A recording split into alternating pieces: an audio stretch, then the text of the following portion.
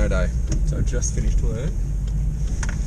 Gotta rush home, pick up the Convict and truck, head down to the dyno.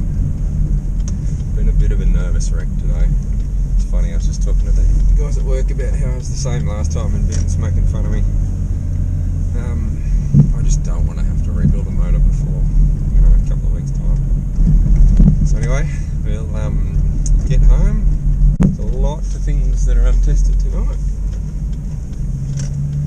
But whatever's going to happen is going to happen. So here goes. So I'm just going to apologise for the audio in this little episode, guys. Ben's got the good camera and good microphone up in Sydney where he's working at the minute. And I sort of had the pretty basic ones and it was just so noisy in that shed. Tried to adjust the level a bit so you hear something, but yeah, it was just about impossible, so don't worry, next month.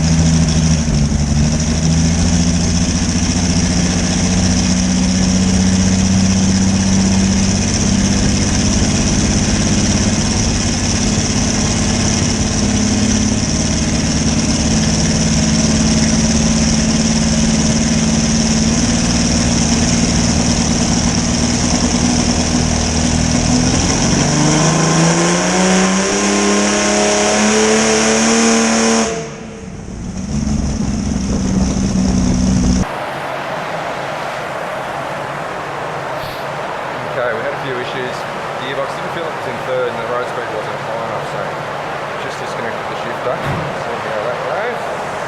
Fire him up.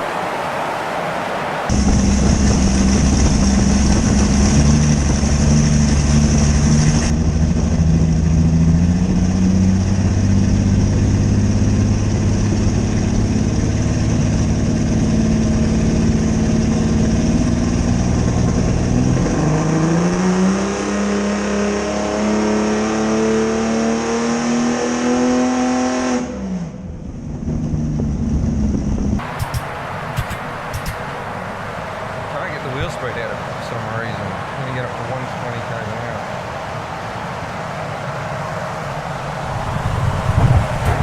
Belts on, which is good. Water pump and the fan belt still on.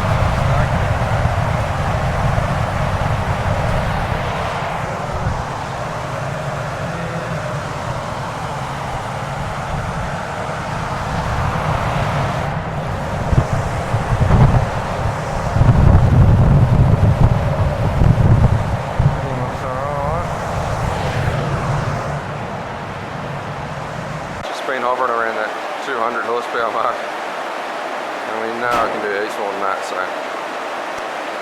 this is it. I'll put a little bit more timing into it this run. See what happens.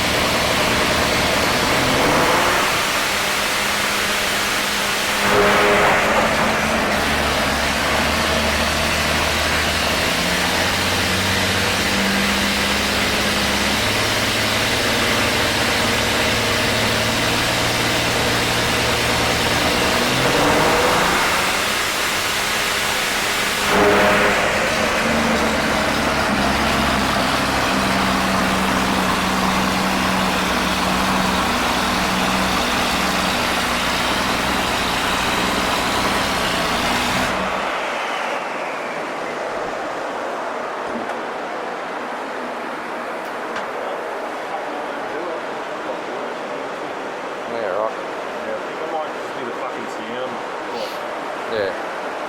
Well, even standing over there, my ears are ringing. So how's that affect the dyno? It must like vibrate fucking hard drive or something. computer and hard drive and it interrupts the data going to the... Oh, is that why it's just so flat? Yeah. Sort of thing. Well, it comes up with like speed imbalance, which usually means like the rollers are spinning it. Yeah, right. Well, it's got like a locker diff thing in it, so that's not going to be the case. Oh well.